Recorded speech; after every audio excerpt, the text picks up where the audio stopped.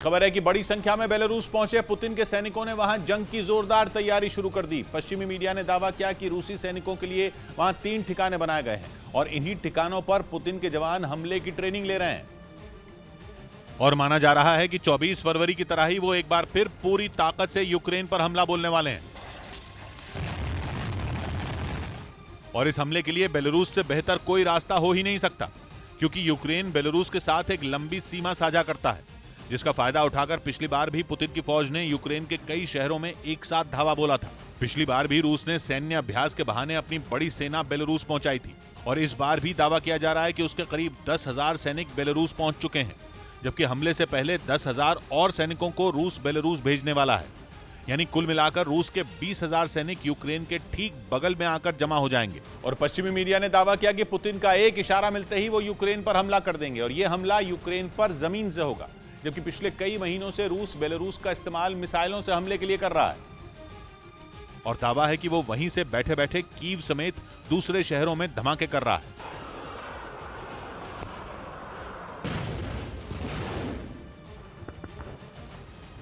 लेकिन अब कहा जा रहा है कि रूस यूक्रेन से जारी जंग जल्द खत्म करना चाहता है, इसीलिए वो आसमान से मिसाइलें और बम बरसाने के साथ ही जमीन से भी हमले की तैयारी कर रहा है। दावा किया गया कि बेलारूस पहुंचे रूस के सैनिकों के लिए 3 ठिकाने बनाए गए हैं, जहां उन्हें अलग अलग ट्रेनिंग दी जा रही है।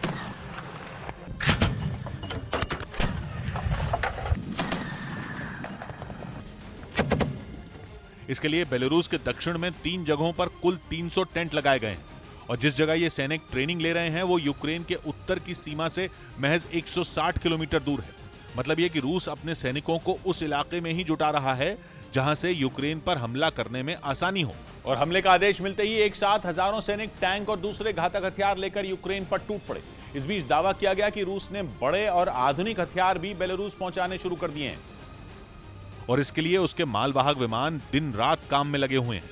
पश्चिमी मीडिया ने दावा किया कि नवंबर के ही महीने में रूस के विमानों ने हथियार और गोला बारूद लेकर कई बार बेलारूस के चक्कर लगाए। दावा किया गया कि रूस ने इन्हीं विमानों के जरिए घातक मिसाइलें बेलारूस पहुंचाई। इस बार की तैयारी को देखकर आशंका जताई जा रही है कि इस बार यूक्रेन पर होने वाला हमला पहले के हमले से कई गुना भीषण होगा।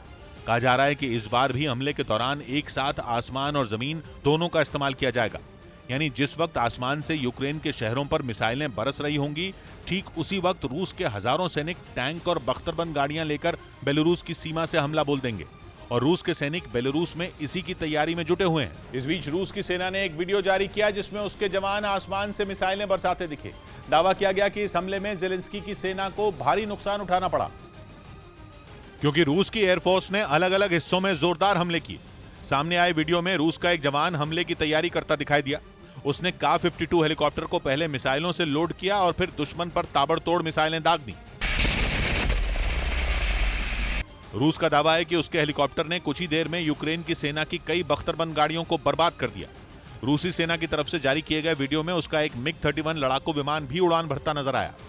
पुतिन की एयरफोर्स के मुताबिक इस फाइटर जेट ने यूक्रेन के एक सुखोई Su-24 लड़ाकू विमान को ढेर कर दिया।